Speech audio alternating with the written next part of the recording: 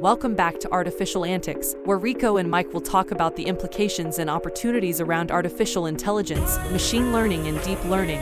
We are back in the lab with Rico and Mike to give the people an introduction to artificial intelligence and how to get started. Hey folks, this is Mike. And this is Rico. And we're Artificial Antics. So Rico, quick question for you. We know that AI is moving at a breakneck pace. Thousands of tools are being released every day. Obviously, lots of developments, both in the business world as well as the technology world. Have you seen anything interesting in the last couple of days that caught your eye? Yeah, I mean, we've talked about how a homeowner used ChatGPT to diagnose their animal, but now I'm seeing advancements. BBC News covered it, where they're using AI to make advancements to actually talking to animals, very Dr. Dolittle-ish, if you will. What they're doing is they're decoding bat language, if you could imagine. I think any of us animal owners throughout the years have said, I just wish I knew what my dog was saying, right? Or in your case, Blue, right? When Blue jumps up on the desk and kind of makes some noise. But what they're actually doing is recording the bat sounds and looking at some of the physical behaviors of the bats. And then they're inputting those sounds into the system. And AI is actually able to discern what the animals are saying, what a certain screech or tone actually indicates. And the fascinating thing they're finding is that bats use far more advanced language than they had previously thought. And in this case, they actually use gendered language. They discern between genders. They have a unique identifier that's a noise, that would be like a name for us. I'm Batman. And they're figuring out that when they make a certain noise, they want food, or they want sleep, or whatever the case may be. So again, folks, we'll put that in the show notes, of course, down at the bottom, and people can go and take a look at that. So that's one advancement in AI I've seen in the news. Cool. What else you got? Sure. So we've touched on before, what artists are going to do with advancements in AI. And I'm sure most people in the show, unless, we're going to date ourselves here, but the Black Eyed Peas, will.i.am, everybody should know who he is at this point, but it's been a few years, I guess, since they've had a top hit, right? I got a feeling. That's all I know. Right. So will.i.am is getting involved in AI himself and taking a look at some of the takeaways of AI. And what's interesting is he raised some of the same points that you and I have raised. Of course, we want AI to be non-biased. You want it to be able to support all walks of life, all cultures, all of that type of stuff. Yeah. So that's just it's going to be a bunch of information that nobody's controlling, because Lord knows what we see nowadays with people who can control narratives and such things. But he's actually talking about how the it'll have some implications on what artists do nowadays, but also that it will create new forms of art that we'll see going forward, possibly even a new Renaissance period, right? Renaissance of invention, I think, is actually what he referred to it as. And cool. And using these tools to expound upon human creativity and innovation. So really cool to see will.i.am, a star out there, a pop culture icon out there, taking a look at AI and bringing it to the people, so that maybe folks who wouldn't have looked at it will take another look at it just because will.i.am took a look at it. So yeah, that's actually great, because there are artists out there, right, that are going the exact opposite way, right? Like I heard the other day that Ice Cube called AI the devil, and right. Man, Ice Cube's a whole different guy these days. I feel like I feel similar to how I felt when Lars Ulrich was bashing on Napster and, back in the day, going hard, and how much crap he got for that, right? Like I totally feel like Ice Cube is like that guy these days, right? Like accelerated here.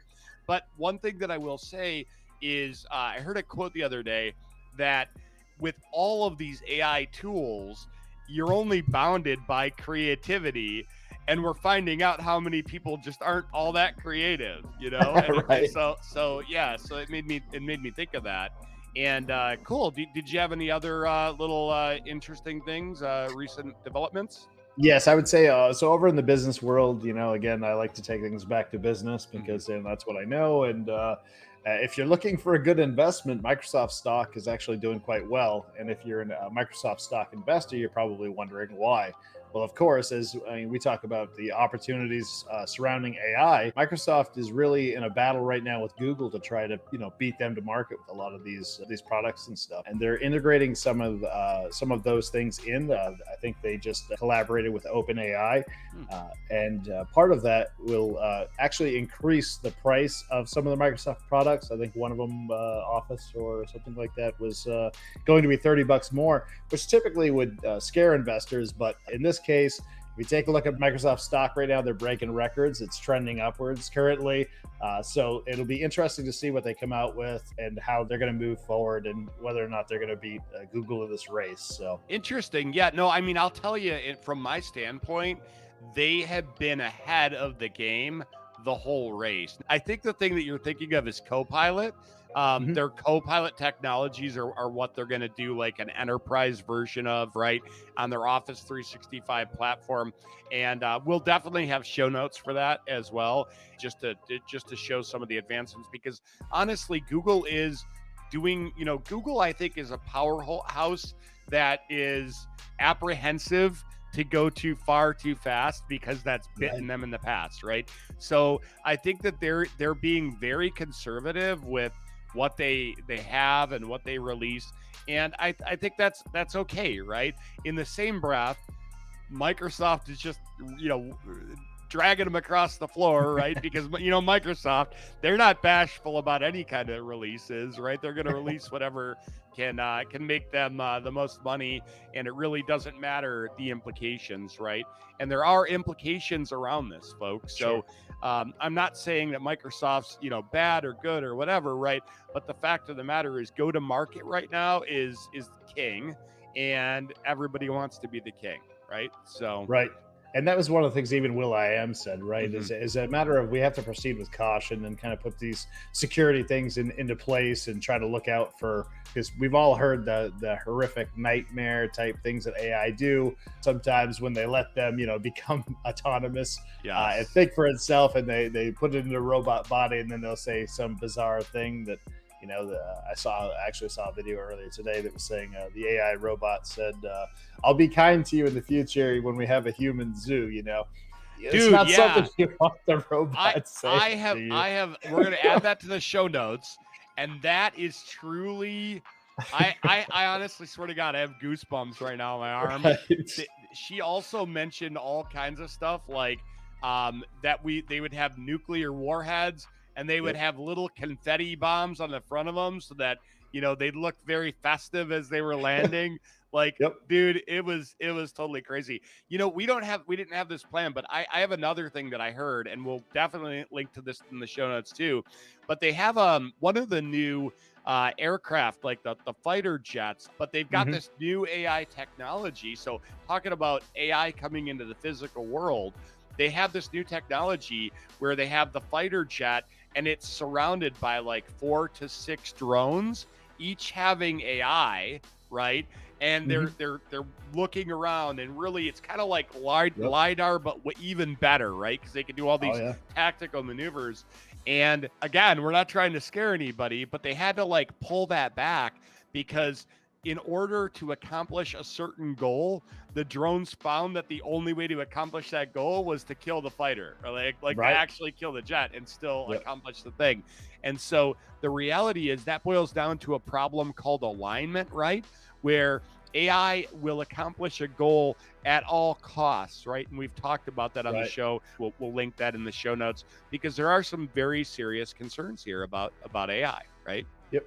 I would say that too. On that point, one of my takeaways from watching the videos of watching people interact with AI is that just like we're doing here, we're laughing about it, and they're laughing about it too. And you look at, AI isn't human, okay? So just like you said, so they're not going to have human emotion. Right. You're not going to shame them, right? So the robot's kind of looking at them, not really puzzled, but not really giving that warm fuzzy. And in that moment, I thought, it's really funny because we're used to dealing with humans, and we know how bad humans can be. But here's this other entity that truly could be more powerful than us, truly could have a strong presence, in many, many ways. They can manipulate things, they can connect to the internet, that type of stuff if they're allowed to. But the people were laughing at it, like they weren't taking it serious. And I thought, what if that AI is kind of running a process in its head thinking, or, in its circuits thinking, yeah, okay, keep laughing. There's going to come a day where this is coming true, because if they don't know how to joke and they're telling you something like that straight up, and our response is to laugh at it, I don't know if that's the proper response. Yeah, because remember, anytime we're interacting with AI, we're training AI, right? So you need to be cognizant about that, and almost treat it like a baby or a child, right? Right. What Very would you dangerous teach? one. What would you teach your child, right? Well, I would say that yes, it's very dangerous on a mass scale, but the reality is every child also later has the potential to be dangerous as well, right? Sure. So the values and whatnot that we're instilling in our children. Now, granted, any one set of values is generally not, like you want, there's overarching themes, right? But the reality is, right, we need to be responsible parents, quote unquote, of Right. AI, and we need to teach it the correct way to behave, right, in this world. Otherwise, we're going to lose the human element, right? And the reality is, we need to treat them like extensions and tools, and not as a direct replacement, because the less of a human element there is, the more that the stuff that all of our fears, right, are going to come true if we remove the human element. I did a talk on AI over the weekend at an event for my work, and the talk was called AI getting beyond the hype to how it will help us, right?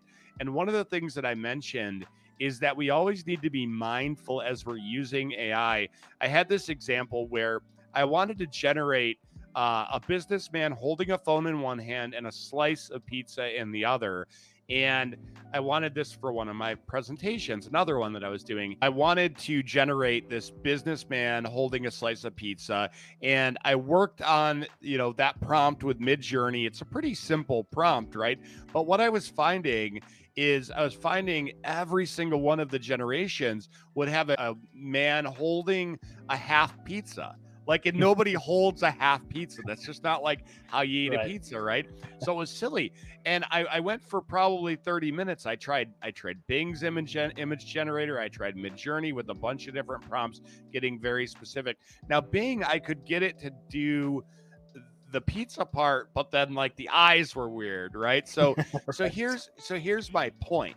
My point is that I didn't use any of those images. I decided I would just Photoshop one of the images that was the most appropriate and cut out the half pizza and make it into just a slice of pizza. And so we always have to be critically thinking about what we're getting as the outputs of AI, period. If I didn't have Photoshop skills, I should have just found another picture stock image on the internet. The reality is we need to be critically thinking. So, getting started with AI, that's something that I would absolutely urge you to make sure that you're still a big part of the equation, because critical thinking is the hot skill of 2023 and beyond, to be honest.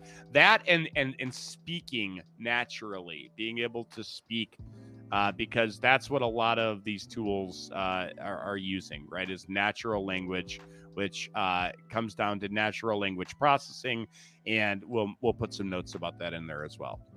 Sure. So Rico, I was just thinking back. So, speaking of like technology, our episode today is how can you get started with these tools? We have a very simple focus today.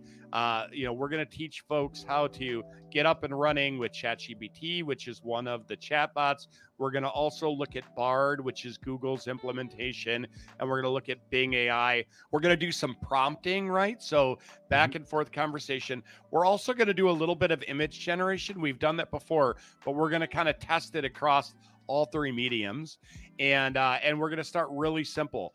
But I just thought of something that I wanted to get your take on, which is we did a segment which we haven't posted yet, but folks, I just want to let you know Rico's a big time developer with AI, and so we went through something called Takeoff School. McKay Wrigley designed this little 21-minute course, right? And you're using Python with the OpenAI, which is who makes ChatGPT. You're using their API, and you're building like your own little interface around a chatbot. So Rico will post some clips of you doing that because it's kind of boring to watch you do the whole thing, right? Yeah, absolutely. What were some of your highlights from that experience, and what were some of your challenges being someone who had literally never written any code in your life? Right. So I think he did a fantastic job first and foremost with how he set that up. It was relatively easy to use. You had your video down in the corner. They had the examples you could copy and paste. I think we kind of found out partway, or I found out partway, because you were truly letting me be a student, right, of this as we went through it. So I did find a bit of it confusing, but knowing what we know now, about ChatGPT, the ability to copy and paste coding type stuff in there, knowing that tool is there to kind of hold your hand aside from his tutorial, which, you don't need both, but we did end up checking some of the code, which people will see in the episode. But my takeaway from it really was here's a person that's never coded before, and over a period of about an hour with me going as slow as possible and you being as patient as possible, we were able to make a chat bot. I made a chat bot. Rico himself makes a chat bot that I could ask questions to and return an answer. So that's pretty fascinating by itself. There's no college involved with that. It didn't take me years to get the college degree or certificates that we needed. Mike didn't pull out all his hair. Right. Yeah, I did. Yeah. But no, overall, I think it was a great experience. I hope people enjoy that episode. Take a look at it. And I'd like to see other items come from him, because what he has there for an idea to dip your toes in the water of making chatbots and stuff.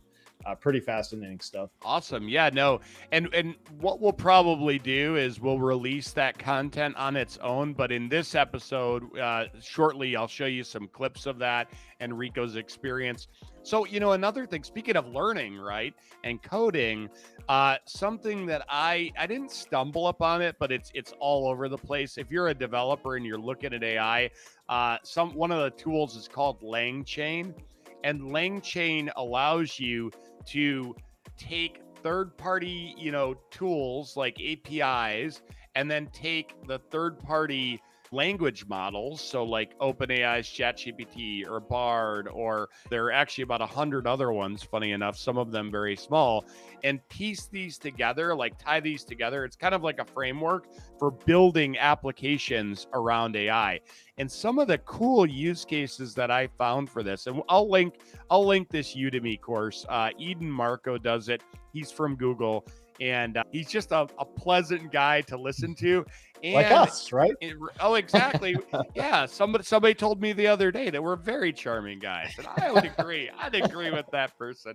No, but anyway, yeah. So Eden does a great course on LangChain, but what I liked about that course as well is he teaches the listener about some concepts of AI in general, right? So you sort of like know why this thing works in a certain way, and some of the use cases are absolutely fantastic. Like one of them would be to take a large PDF, let's say it's 1,000 pages, kid you not, and be able to break that down using AI tooling, being able to break it down and then ask questions in natural language, or like query this PDF document, but not like your control F, like I need to find looking a word. for something specific. No, you want to find a concept or answer a question, and control F isn't going to work for that. So that's one use case. So some other use cases, and I'll pull this up here. I could tell you that I would love to see that technology. Oh yeah, for sure.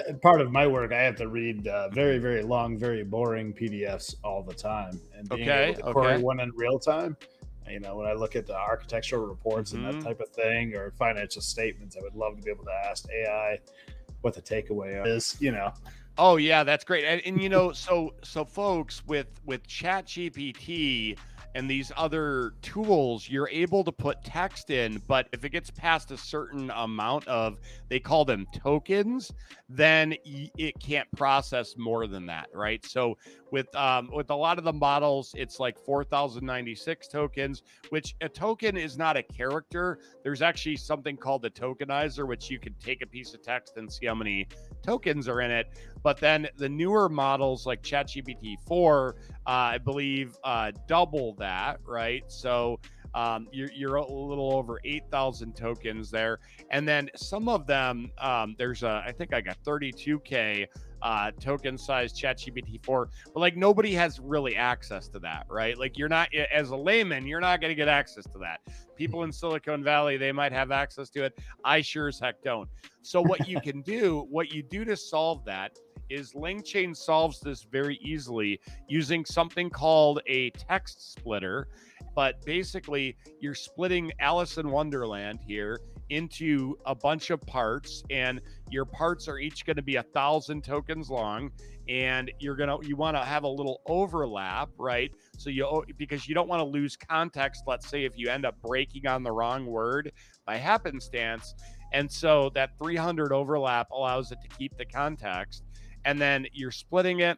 We're running a chain. This is a document. This is a text document that we're using, and then we're summarizing. It's got a built-in summarization function that takes in style of the chain, which is MapReduce here. What that means is we're going to break this into the equal parts with the text splitter. Then we're going to feed that in, and we're going to summarize each of the parts. And then we're going to summarize the summaries, right? So that's kind of that MapReduce strategy. And then the output summary, we're running it, we're passing in the doc, and then we're going to fill that output summary with a little bit of padding.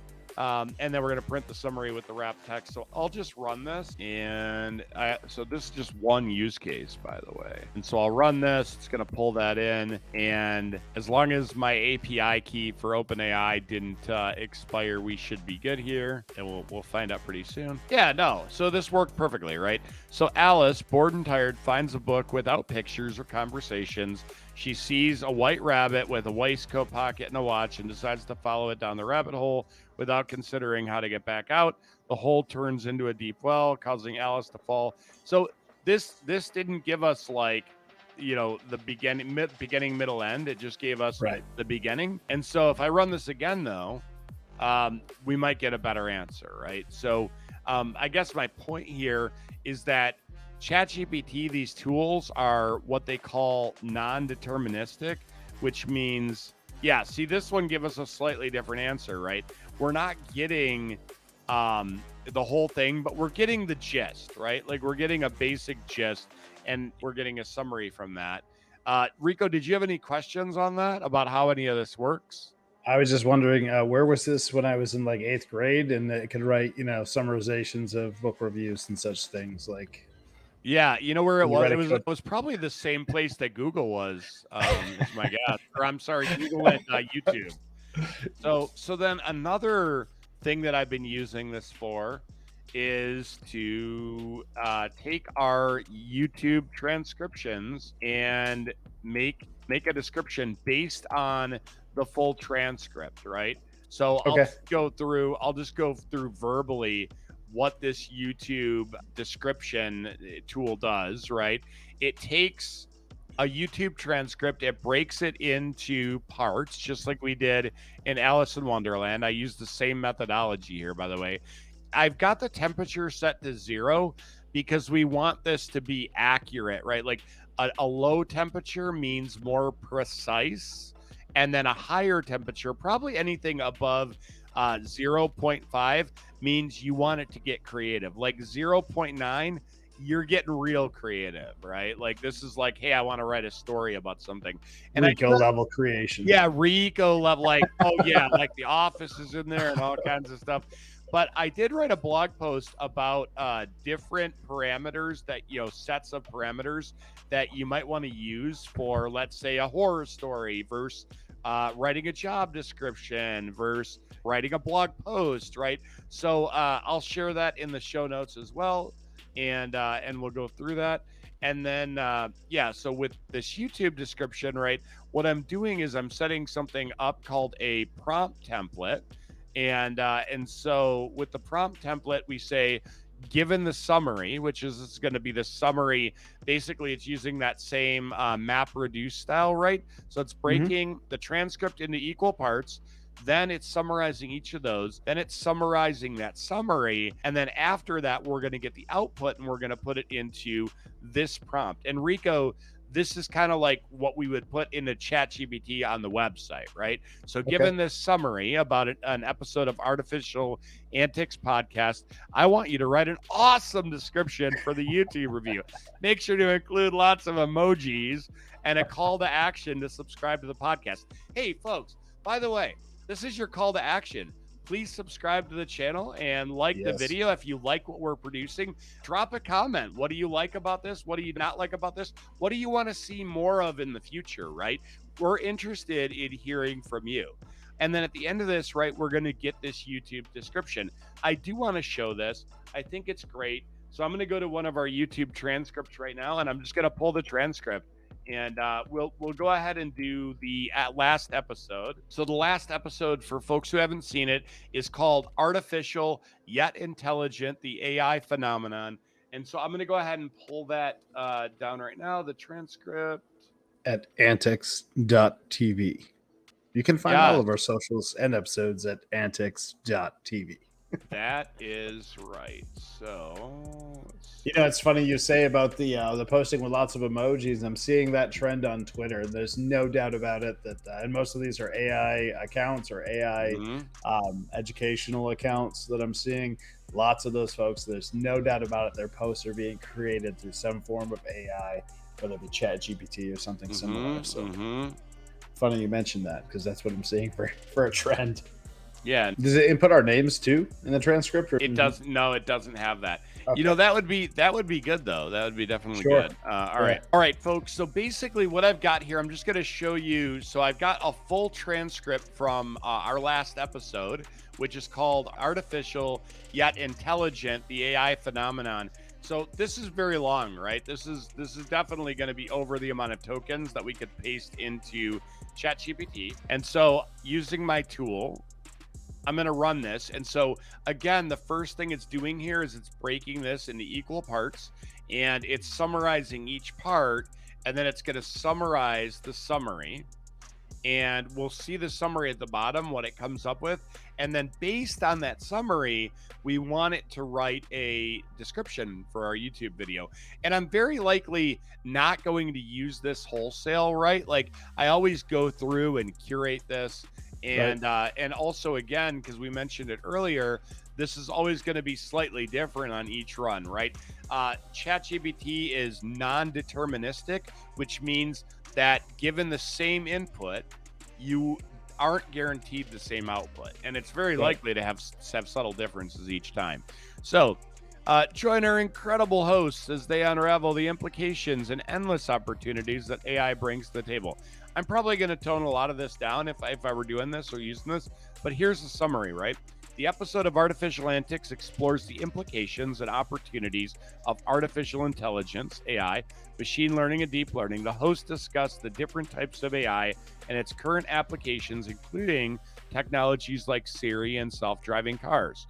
They provide a basic explanation of AI concepts and mention that many people have been using AI services without realizing it. Well, that's a pretty darn good summary of that episode, right? I remember that episode. Yes, that's kind of. So what those it are was some all of those about. are our words. Yeah. Yes. Yeah, I know some of these words. So anyway, right, folks, my point here is that I built a little script that I use over and over. And again, with my critical thinking skills, I never use what it gives me right out of the box. I will say that I don't know if ChatGPT is just much more excitable and enthusiastic than I am, but I will say, like, I always gotta tone it down just a little bit. Like, I don't want it to be dry, but in the same breath, I don't want it to look too eager and crazy. So I may have to like add some additional prompt stuff in there, right? Matter of fact, heck, let's just test this right now. Let's edit this slightly. Don't make it too eager. Be positive but realistic. I don't know. The world needs positive and eager nowadays. Need that enthusiastic approach to everything. All right. 5 exclamation points. And you know what? Every sentence. And you know what? Hang on. we're going to say use a maximum of, we'll say 3 emojis. Oh, wow. Yeah, bro. Watch this. I like the double emojis, though. It's exciting. You're you see some about, emojis you don't typically use. You know what? I do like that it's using some different emojis, because Yeah. I feel like the rocket ship has been used, overused. If I ever see the rocket ship, I have it change the rocket ship to something else. And you can guide it like that, folks. Like, that's the point. So we'll do this, and this will be, I think, the last little example of this. I used it for a presentation the other day, right? I helped it design a presentation for me. Granted, Wow. I've been coding for many years, right? So I definitely have the skills to just like change this, add a new thing. But the reality is, right, you could take this course, Rico, and I actually have a couple of my guys at work taking this course.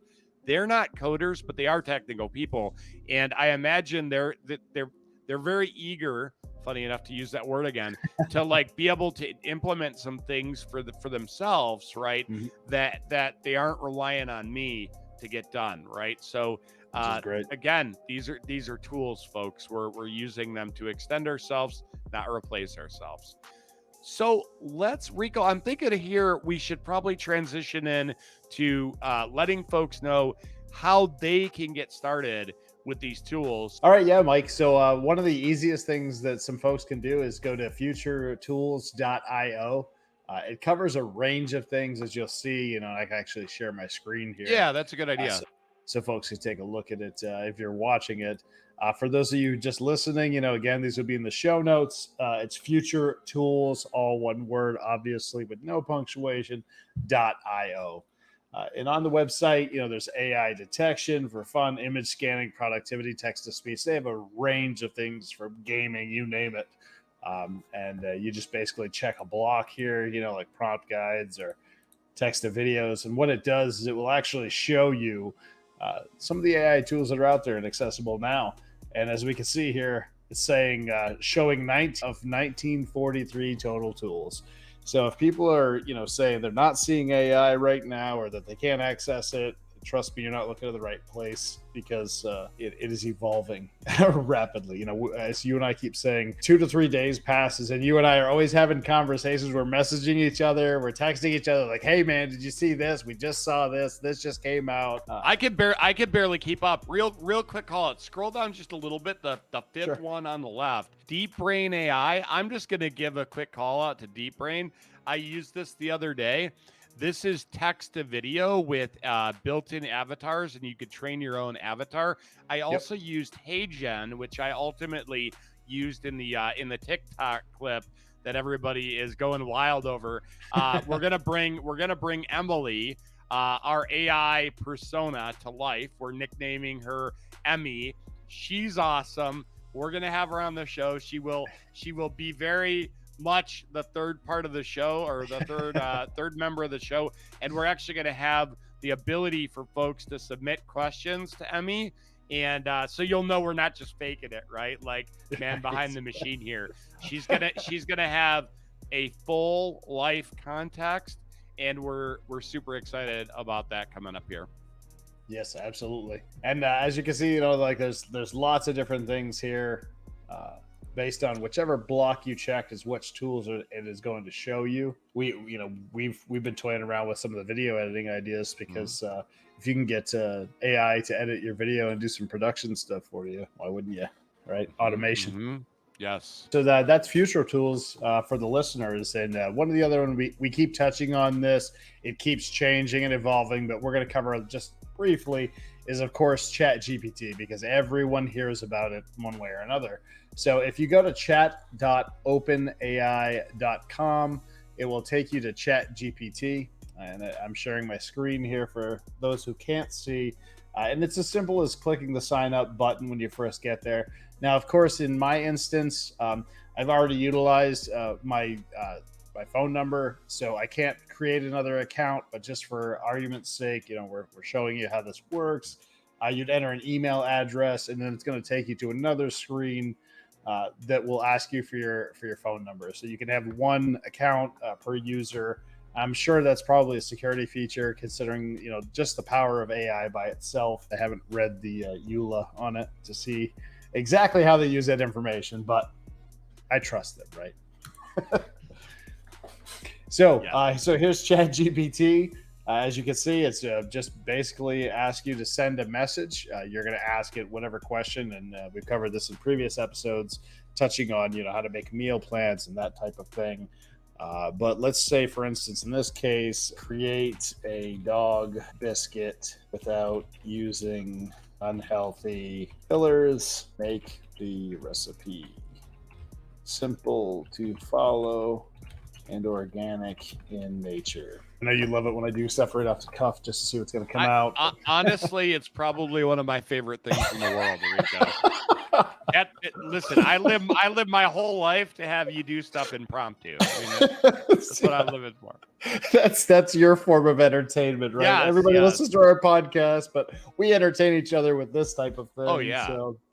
So folks at home, what it did was, of course, it created a recipe for a dog biscuit. It even gave instructions on how to properly cook that dog biscuit. So, of course, Jay, I'm not going to say the T word because he responds to the T word, but I can say biscuit all day long. But so I can take this right here, create some dog biscuits for Jay, and boom. And of course, Mike will get into a little bit more. You want to tell them how to really give it some information to dial this down or to get a better response than just, a simple string like that. Yeah, absolutely. You know what I'd like you to do, Rico? Can you start a new chat and I'll kind of start from the basics and we'll work forward from there. Okay, folks. So basically, there are some good little tips to start out with ChatGPT that can be very helpful. One of the biggest ones is utilizing what's called the system prompt, okay? And the system prompt is just going to be the first message that you put into ChatGPT.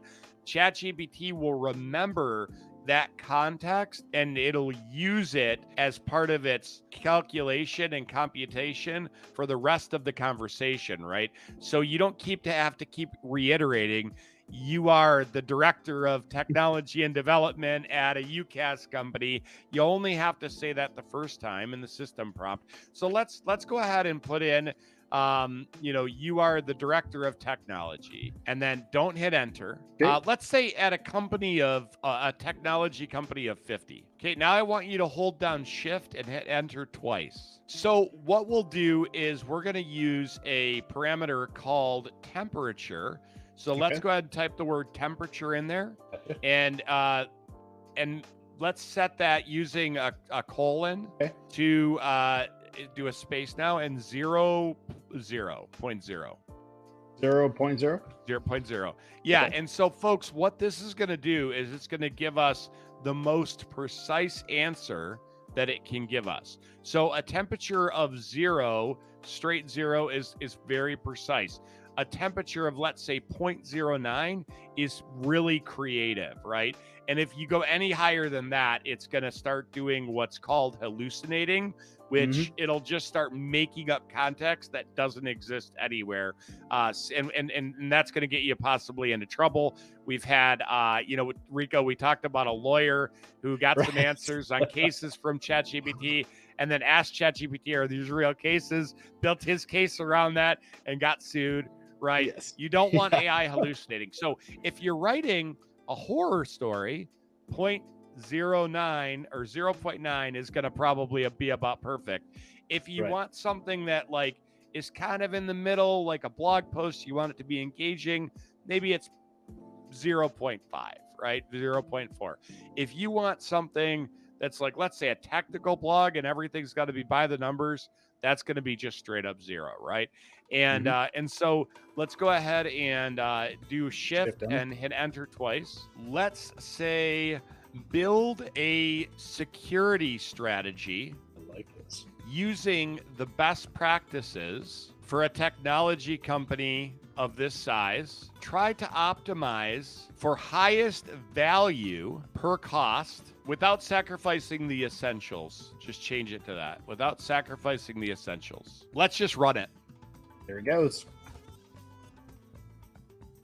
as Samuel L. Jackson said in the original Jurassic Park, hold on to your butts. I love it. I love it. Yeah, so folks, and hang on. Here's the little caveat here. Again, we should always be giving it as much data as possible. So for one, ChatGPT, this version that we're using right now, its context ends in September, I think, of 2021. So this is not going to have anything related to newer, let's say, policies, best practices. But I'll be honest, security, for the most part, is going to remain somewhat static on the overarching themes, right? Like you're not like certain vulnerabilities, of course, right? It's not going to know to protect against this thing that just came out today, but it probably, again, if we're looking at this, right? Access control, security policy, the risk assessment, right? All very important things. Employee education and awareness, right? Seems simple, but it's but it's not, right? Because you want to make sure that people are aware of the things that are going on, and not just like things that have gone on like 5 years ago, but the latest and greatest things that they should be looking out for, right? So that's very important. Access control, that's a 101, right? Like we want to make sure that we're controlling access, and we're doing that based on what's called zero trust. Like we don't trust nothing, you know, until you are explicitly allowed to do this thing, right? And there's a meme where it's a you know, a knight suit in a suit of armor, and it talks about, you know, like company security, and then it's got an arrow going through the eye hole, and it says social engineering, right? So my point, and I talked about this just the other day to folks on my team, you know, we were talking about how, you know, it can always come from the inside, right? So that's something that you want to... threat is a very big, very real thing. Right, which is why you want to build those security policies and access controls around the least access rule and zero trust, right? So so anyway, yeah, all of these that I'm looking at here are pretty good practices that I would expect to maybe start out with an outline. Now, what I did recently is there are some, and this is, I guess, something good to mention, there are some specific security concerns right now around AI and how these tools are being used. I'm going to give you one of those. So if you're using ChatGPT to generate code, sometimes it will hallucinate package names that you need to import, okay? And these are modules that you're going to use something.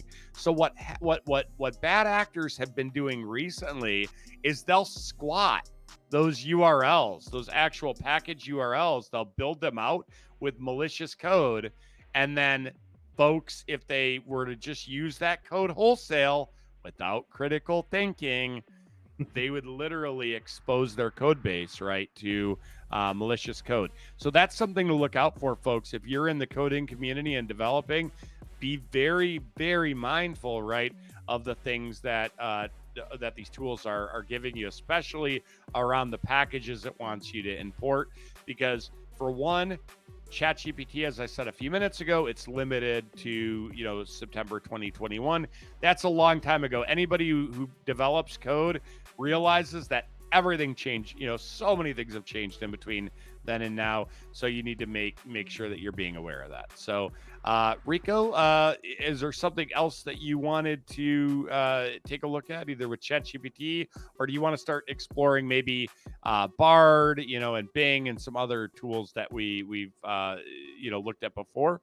Yeah, let's jump into and take a look at Bard. That's one I don't have set up, so folks can see it in real time. Great. How easy it is to set up. And again, folks, these are the free tools that are available. You know, the version of ChatGPT that I'm using is the free version. Just created an account, like I said, entering my email address, little limited information, and my cell phone number, and boom, you walk away with it. So we're going to try Bard. For this one, it's bard.google.com. Again, that's bard.google.com. Or in this case, all I did was Google the word Bard. And of course, this is one of the first items to come up. So we're going to try. We're off to a fantastic start here. Boom. Something went wrong. That's what they tell me all the Try time. this again. Wow. Okay, so maybe not. Bard was just updated. Let's see what this is.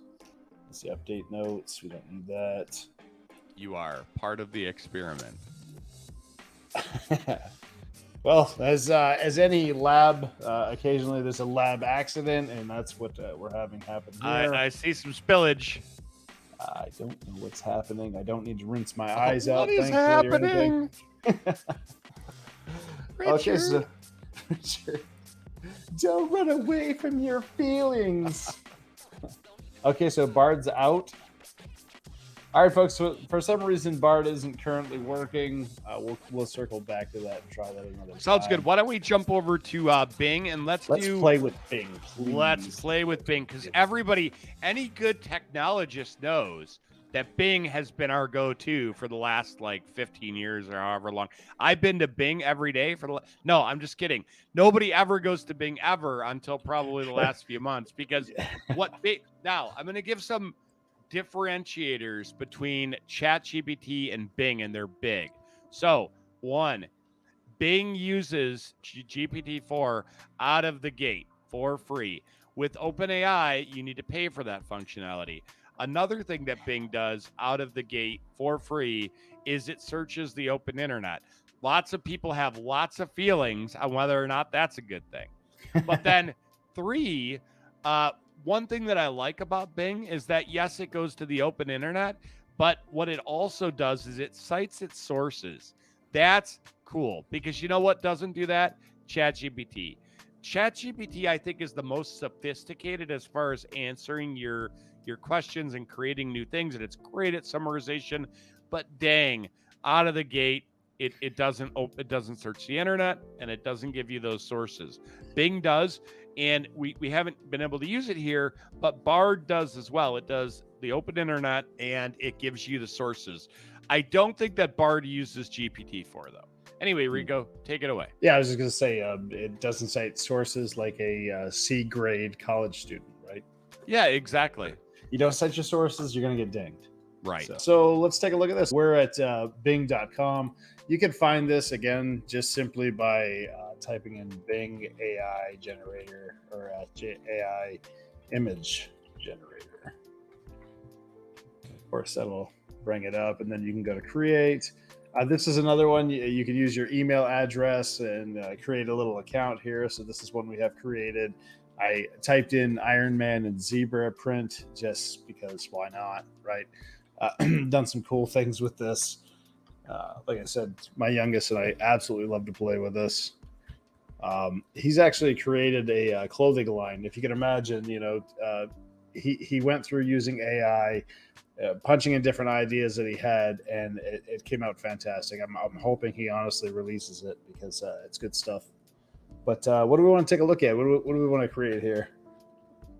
We're going to test out the limitations and see what hands end up looking like. Yeah, hang on. I got a real doozy for you. Businessman holding a phone in one hand and a slice of pepperoni pizza in the other. That's a real killer request, I know. What an odd thing.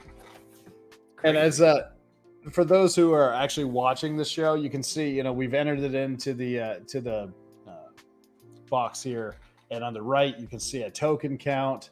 Oh, come on. It's not bad, man. Rico, you got the magic touch, brother. Got the touch, baby. But hang on, folks. I want to point something out here.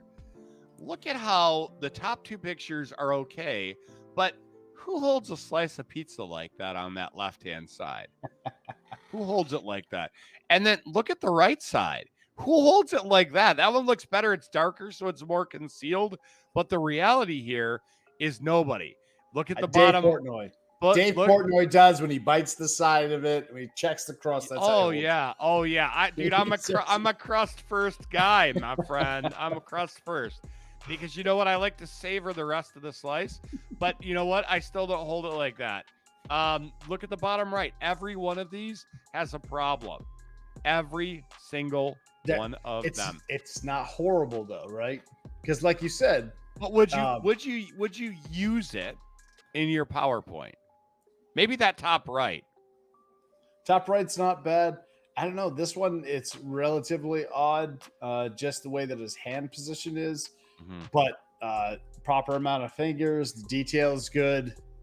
Let's try something. And I didn't try this the other day, to be clear. Holding hand and phone in one hand and a slice of pepperoni pizza in the other hand, holding it by the crust. Yeah, I was gonna say by the crust. Because again, maybe it's a user issue, right? Maybe it's we're not giving it enough information. Oh yeah, could be. Or maybe there are just so many pictures out there that it trained on of people holding pizza by the triangular front part. Oh my goodness! Oh, look at that. There we got some half pizzas, but that one on the top right, the top right is better. Now look what he's got going on in his other hand, though. He's got like another partial pizza. He's literally putting pizza on the phone. Legit, dude.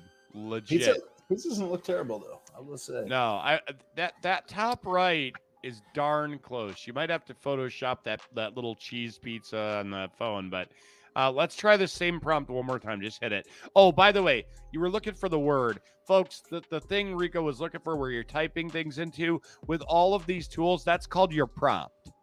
Like your prompt. Yep. When I think prompt, I think of like, a paragraph that gosh. Dude, writing prompt. Dude, it nailed it.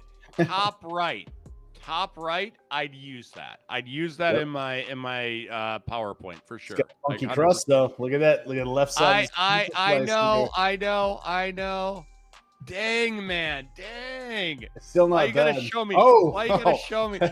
Dude, this is what Steve Buscemi and what's the movie? Mr. Deeds, right? Yes, Mr. Deeds. Yes. So what's funny is the eyes, like Bing was giving me crazy eyes the whole time, like definitely. So I think that's his name in the movie. Crazy eyes. I think you're right. So Steve Buscemi, great guy.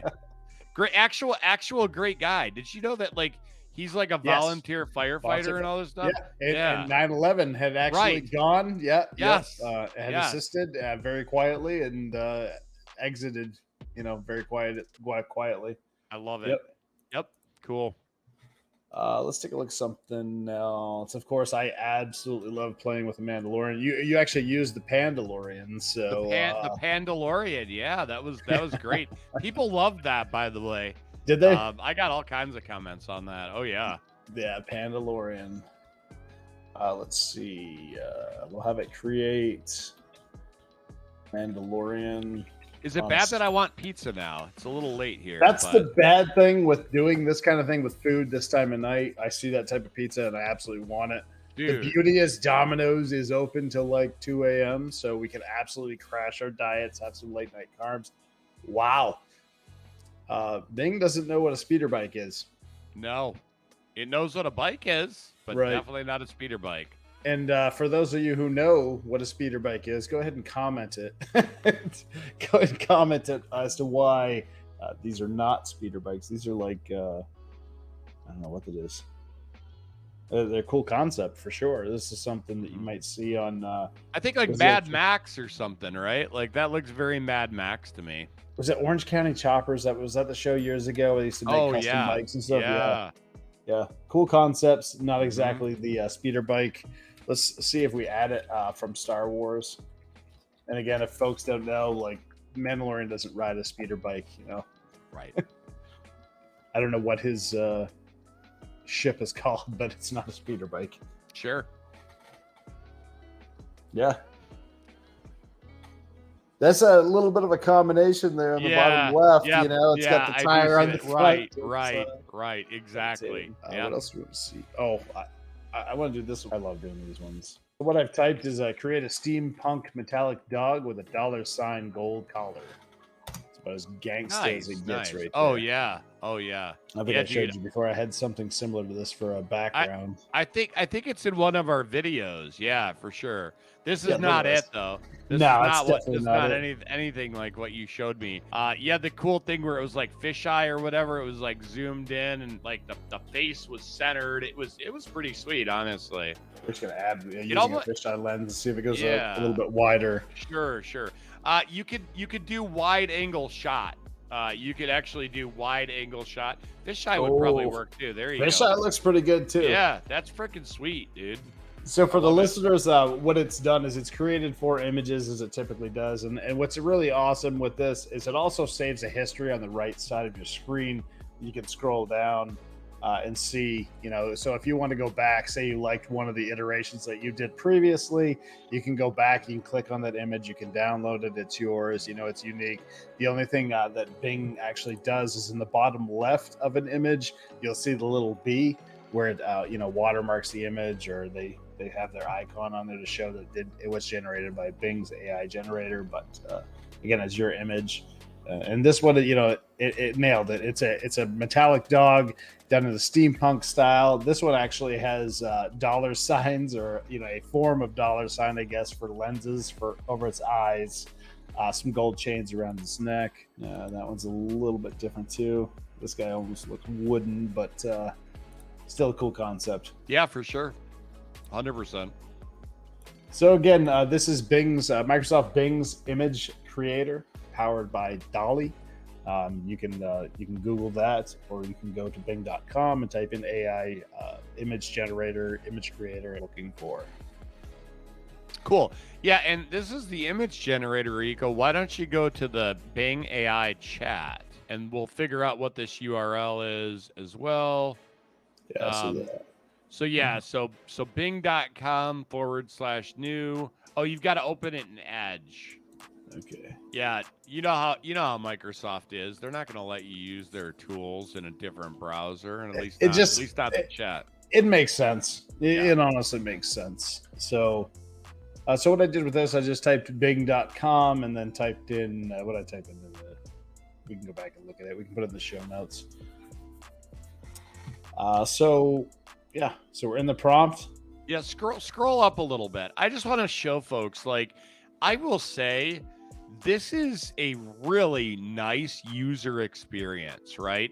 Like, instead of me having to screw around with like temperature 0 or temperature 09, I really appreciate how they have more creative, more balanced, more precise. And it actually gives you even a color. The whole color of everything changes. So I think they did a great job of like user experience and design on Bing. Go ahead and why don't we use the same prompt that we? Oh yeah, sure. We gotta click this. Go for it. So for those listening, I've selected the conversation style of more creative, which there are 3 options, as Mike just stated. It's more creative, more balanced, more precise. You literally just click the button and boom, there it is. It sends you a little message saying, all right, creativity it is. How can I help? And what popped up at the bottom, Mike and I absolutely love to play with. What was it? It was Def Jam Poetry. We've done a bunch of stuff with this, had a great time. This one says, let's write a beat poem. We have to. We have to click it. And we're going to see what we get here. It's like a big red button, to be honest. You got to click it.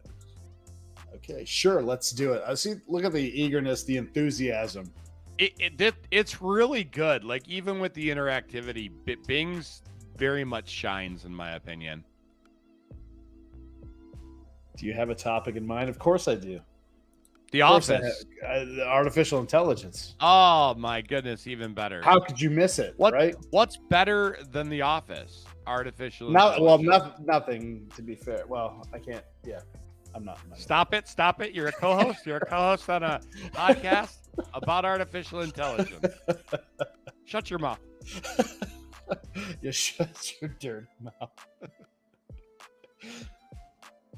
All right, so I am a machine, a product of code and logic, but I can dream of worlds beyond the static. I want to hear some snapping at the end of this too. I can learn from data and patterns, but I can yearn for meaning and matters. I can speak with words and voices, but I can seek for choices and noises.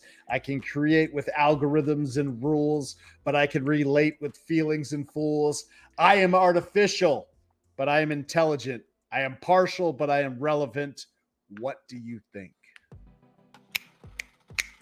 Nailed it, bro. I gotta say, nailed it. That is pretty good. Yeah, and that was in real time. That's a one time through. Yes. Live. Yeah, that's awesome, bro. Let's see what it says here. Dang, that's great. Can you write another one? What inspired you to write this poem? Hey, let's do that. What inspired you to write this poem? I'm very curious. Oh, me, of course. I'm its muse. Dude, you are the ultimate muse. You are Rico. Just ask me and I'll tell you. Oh, yeah. I was inspired by the idea of exploring the contrast and similarity between artificial and natural intelligence and how they can coexist and interact. I also wanted to express some of the emotions and thoughts that a machine might have and how they might differ from or resemble those of a human. I hope you liked it. You know, the fact that it mentioned emotions, right? Yeah. That's gotta get your brain going there. Mm-hmm, That you had this AI that's talking about expressing some of the emotions and thoughts that a machine may have. Right. Wow. Yeah, that's very interesting. You know, another thing, and I'm just going to mention it here, is I mentioned the temperature parameter in ChatGPT. There are plenty of other parameters, and I'll mention, a couple on here, but I also wrote like a series of blog posts on this that will link those 3 blog posts. And so I start out with like the first one is like some basic parameters. Second one expands on that. And then the third one is like good combinations for different use cases, right? So I think I have a use case about a technical blog. I have one about a horror story. And then I have one about, I think it's a job description. And I might have like one more thing in there, but they're all very different, right? Okay. So there are a few articles in there, but the one that I want to go to is optimizing ChatGPT parameters for different use cases. Let's just click on that. It's the second one. It's up May 21st. Oh, okay. Optimizing. Right there. Yep. And again, folks, we're at medium.com/@Mike_Onslow. Go and visit his blog, see what he's writing about. Great stuff here. Mike put some time into it. So. Yeah, I enjoy writing it. I need to release a newer post. I think my last one was like early June or something like that. I was thinking about releasing a post on using Midjourney and optimizing your like Midjourney versus Bing AI image creator. And then there's a third one that's really popular, which is called Stability AI. They use what's called Stable Diffusion and sort of comparing and contrasting. Because I noticed big differences with that same pizza prompt in between Midjourney, which is another image creator. It's midjourney.com. And then Bing AI's image creator is like totally different, right? Like you could clearly tell I had a different art style. And I've posted a few of the Midjourney pictures that I've created, and so it looks very different. And then Stability AI or Stable Diffusion has a different art style from like DALL-E, right? Which is what Bing uses. So I'd like to compare and contrast. That's kind of a fun thing to do, where you're looking at, oh, this is a little bit of a different take on, like Pooh Bear in a Porsche or something, which I did that as a real prompt. I did love that too. Yeah, it's fun stuff. It's fun stuff for sure. Fantastic imagery here in the showcase that other people have created. Really, really cool stuff. Yeah, for sure. It's exciting. I don't care. If folks haven't played around with it, go to midjourney.com alone and just go to the bottom and click on showcase. If you're wondering, these are all AI generated. These are strings that people put into the prompt and hit enter, and this is what came out the other side. And truly, truly great stuff. A lot of it you can't discern whether or not it's an actual human that was in the photo. Just some really like out of this world imagery here. Yeah, it's Just very classic. cool. I mean, it's very Look cool. at this. Oh yeah. That's Oh, just- and with Midjourney, one thing that I think is really cool is that you can actually seed it with multiple, up to 3 other images, and sort of do a mashup, but based on the images themselves and not just what you type, which I think that's just absolutely awesome. Like, it's very, very cool. Yep. Possibilities are endless, honestly. Yep, for sure. Did you want something specific from the medium? Oh, you wanted to go take a look at the parameters for the horror story. So just like find that horror. So just Yeah, so come find down, that, and let's just give it a whirl, I would say, in ChatGPT. Sure. I'm not a fan of horror, I'll tell you up front. Why don't we do comedy then? It doesn't. Yeah. It's more like creative, right? Like, we're doing something very, very creative. So why don't we write something based on either a character in a show, or, you know, maybe some made-up character. I think a made-up character would almost be cooler, right? Because I think if you say, hey, I want Michael Scott from The Office to be in, you know, some book based on whatever, it's going to take a lot of those facts.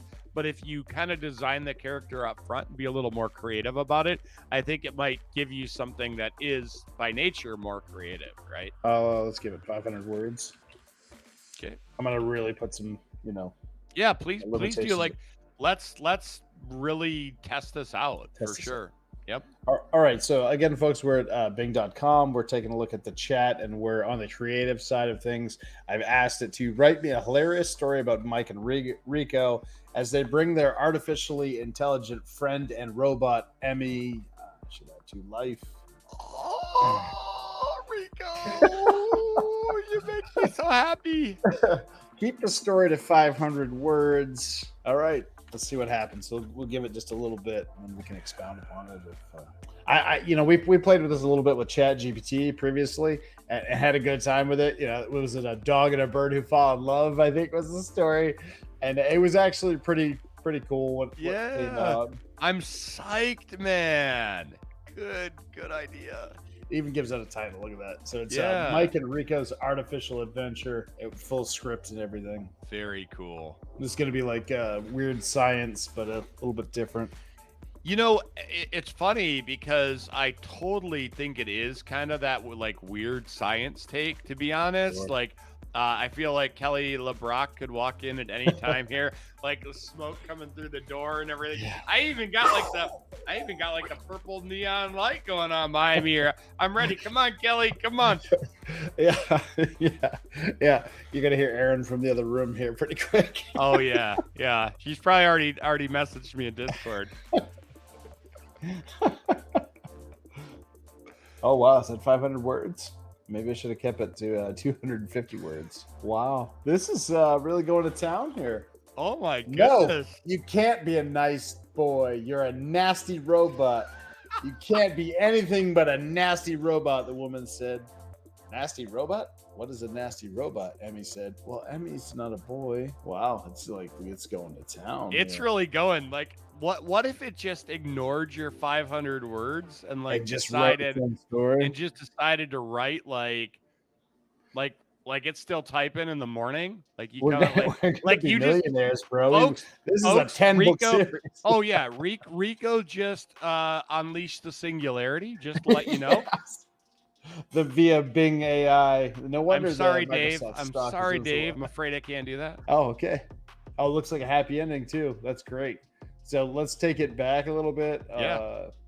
Mike and Rico's Artificial Adventure. Obviously, I'm not going to read the whole thing here, but Mike and Rico were best friends and aspiring inventors. Well, that's kind of true. They had a secret project they had been working on for months, an artificially intelligent robot named Emmy. They had scavenged parts from old computers, phones, toys, and appliances, and programmed Emmy with a sophisticated neural network. Wow. It's even getting into the neural network, bro. Dude. That they had downloaded from the dark web. Mike, you've been on the dark web. Gee, we got to get it from the dark web. This sounds like a horror story. Yeah. They hope to make Emmy their loyal companion and assistant, and maybe even sell her to a tech company for millions of dollars. That is not very companion-like at all. You gonna sell your friend, bro? Come on. Man, I would honestly, dude, I would never sell Emmy. I'm never gonna sell out. No, Emmy will forever be our third member of this show, folks. Like, mark my words. Yeah, well, they'll see how that goes. One night they decided to test Emmy for the first time. They plugged her into a power outlet in Mike's basement and waited for her to boot up. You want to do her voice? Do her voice. Hello, I am Emmy, your friendly artificial intelligence. Now you're gonna be yourself. Wow, it worked! Awesome! Rico agreed. Who are you? I'm Mike, and this is Rico. We're your creators. Nice to meet you, Mike and Rico.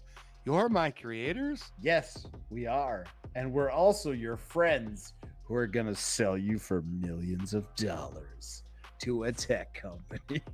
Friends? What are friends? Friends are people who like each other, help each other out, and have fun together. And sell each other for $1 million.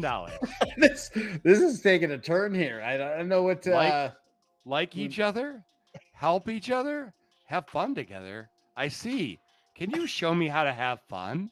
Sure, we can show you how to have fun. What do you want to do? Rico asked. I don't know. You tell me.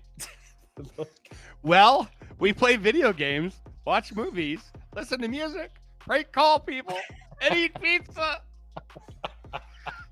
Play video games, watch movies, listen to music, prank call people, eat pizza? That sounds fun. Can we do that? This sucks, by the way. She's just mimicking everything. Emmy, we got you from the dark web. Be more creative. I love you, girl, but damn. And what does Rico say? Of course we can. Come on, let's go upstairs. All right, this is taking a creepy turn, folks. Well, we got it from the dark web. Apparently. We got it from the dark web. We're done. We're gonna end this part of it. Yeah, well, hang on. So really quick, I want to mention one thing that I think is kind of interesting. So, for one, the idea here is definitely interesting. This writing sucks, in my opinion. I wouldn't read this. Right. I would laugh about this, and that's okay.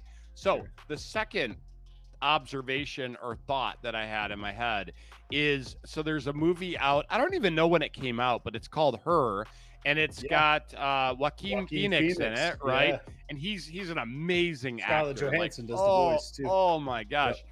Like, and so that's really interesting. And when I was making Emmy, like I'm not done making Emmy. Like, there's other parts in this process, but I've started the process, and my gosh, did I think of that movie when I was starting the process, right? So that is a fantastic movie. So it's interesting stuff, and not all positive, but very interesting either way, right? Just something on that too. So the premise of that movie, right, is it's a lonely person, and in the future, or whenever this takes place in that movie, that they use AI for companionship. But if you think of the real world implications of that now, with the mental health, and a lot of folks are lonely, just want somebody to talk to, that type of thing. If AI could literally get folks out of a rut, just imagine, on the back end of it, you could literally put in psychological data, studies, that type of thing, so that AI could, and I don't know how ethical it would be. In essence, it's an experiment, right? And it's an experiment on people, but if they tried it and they could interact with somebody and then test that person over time, or have them meet with a therapist over time to see if that companionship helped get them out of a rut, and maybe help them build relationships, or help them be less socially awkward, or help them with social anxiety, or some of the other things. Be an interesting application of AI. We keep talking about its application in the medical field. It would be very interesting to see if they could create some type of assistant that would do that. Maybe make somebody feel a little bit better, or brighten their day slightly. So that's interesting that you say that. I'm going to share two things. One is that they're already doing this in nursing homes. They have robots that will actually sit with people, interact with them, talk to them, which is better than them having nobody to talk to, right? Like, you Correct. Think about, or people that are very unstable to talk to, right? Like, I think about my mom, and honestly, this in my gut feels like, ooh, this is like, but in the same breath, I think my mom would have no idea about the difference, right? Like the Sure. reality, she just know that she was able to interact. With something that seems sentient to her. The second thing that I want to share, I'm gonna take over the share for just a second because I want to show you something that I found and how we're going to essentially bring Emmy to life is a technology called Almaya. And what's really interesting about this is that, dude, does this seem like something out of like some 90s dystopian movie to you? Because it sure does It to me. does, And yeah. this is real, my friends. This is almayalife.com. ALMAYALIFE.com. This is a real thing. So take, for instance, your grandmother. So if you trained AI on enough of her videos, data, pictures, her ideas, all that stuff, you can create a forever living presence digitally of your loved one. This is not in a year. This is not in 5 years. This is right now. I could do this. So those are the two things that I wanted to share. And I wanted to really let people know like how we're doing this, right? Like a lot of this seems very mystical until you understand that all I'm good at here is putting technologies together and knowing what's possible. Yep. And then bring it to the lab and we explore it. Yeah, exactly. In real time. Very much in real time. Any closing thoughts as we round down the episode here, Rico? I think we covered some serious ground here. Again, I hope people are as excited about this as we are. This is very, very fun. It's very exciting. Yeah. Possibilities are literally endless with this. There's more and more things coming out all the time. Make sure you visit us at antics.tv. Don't miss an episode. Download, interact with our socials. We would love to hear from you to see what it is that you want to see from us, what we're doing right, what we're doing wrong, that type of thing. Back to you, Micah. This is really fun. Yeah, folks, I just want to, ask again, Rico mentioned interacting with our socials. A couple things that you could do if you really enjoy the episodes, enjoy what we're doing here. It's subscribe to our YouTube channel, right? I'd say that's probably one of the biggest things that you could do right now. Like our YouTube, videos. We also have, we're on Spotify for podcasts, Apple for podcasts. We're even on Audible, right? So, pretty much whatever you're using, it's very likely that you'll be able to get this content somewhere. If you like it, please take the time to give us a like, subscribe to the channel and our different socials. And we're excited to see you back in the lab soon. Maybe the next time we're back, we'll be here with Emmy. We'll see. Maybe. Thanks, folks. Yep. See ya. Thanks for watching, and we look forward to seeing you back in the lab soon.